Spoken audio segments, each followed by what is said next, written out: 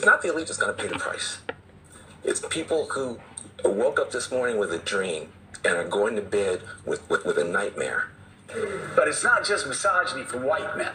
Mm-hmm. It's misogyny from Hispanic men. Right. It's misogyny from black men, things we've all been talking about, who do not want a woman leading them. What we did not have is white women who voted about 52%, right, for Donald Trump. Uneducated white women, is my understanding. You have Latino men, actually, voting more for him.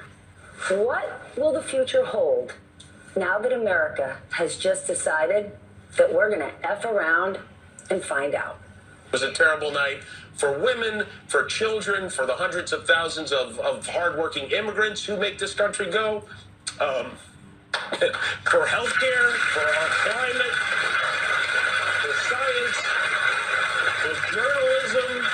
A lot of folks are wondering, why would Latinos vote for Donald Trump if that means he might deport Abuela? A complete meltdown from the mainstream media this week, despite President Trump's decisive and unquestionable victory across the country. Broad-based support from voters across all different demographics and all different regions, including Black, Hispanic, Arab American voters, Jewish voters, cutting into Democrat strongholds across America, where people overwhelmingly, look at this map, overwhelmingly, they rejected the Biden-Harris policies, which have caused inflation to spike nearly 20%, and more than 10 million people enter the country illegally, as well as turmoil across the world. No wonder the map is practically all red. One of the key clinchers included winning the crucial battleground state of Pennsylvania and its 19 electoral votes. The Keystone State also playing a pivotal role in Republicans taking control of the Senate, with David McCormick defeating three-term Democrat incumbent Bob Casey. Republicans will now enter the 119th Congress with at least 53 seats in the Senate. Joining me right now in this Sunday Morning Futures exclusive is the man himself, Pennsylvania Senator-elect Dave McCormick. Senator-elect, congratulations to you. Thanks for being here. Good morning. Yeah, it's morning in America. Listen, I just want to start by saying thank you to the great people of Pennsylvania for giving me this opportunity.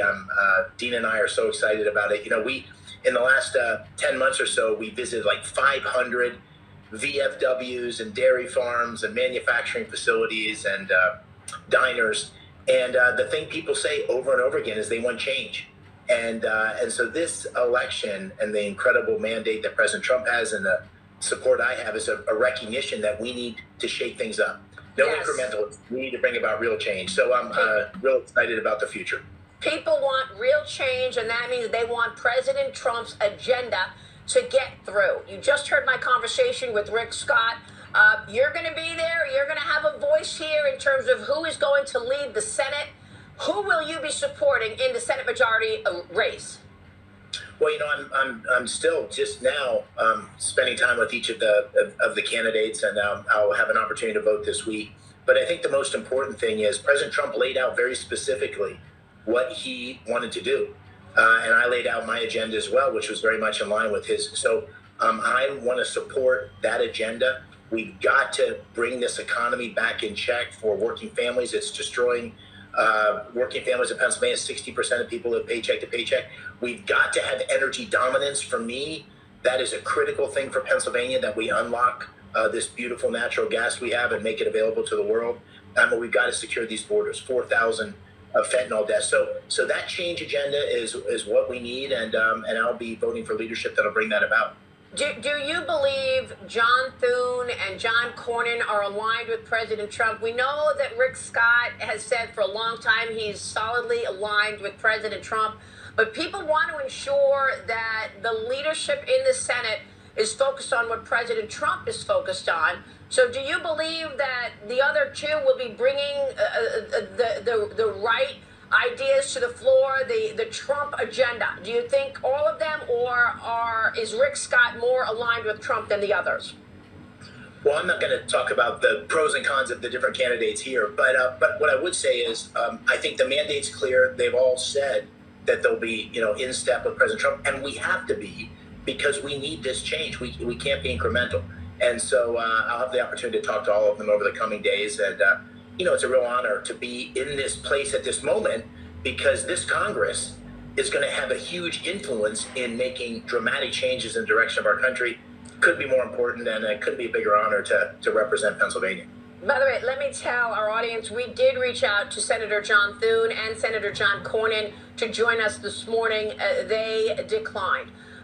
So I want to make sure our audience understands that.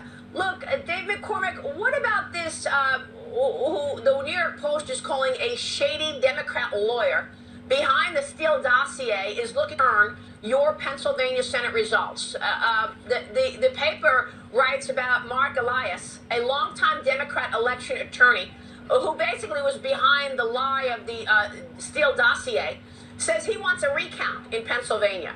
Your response?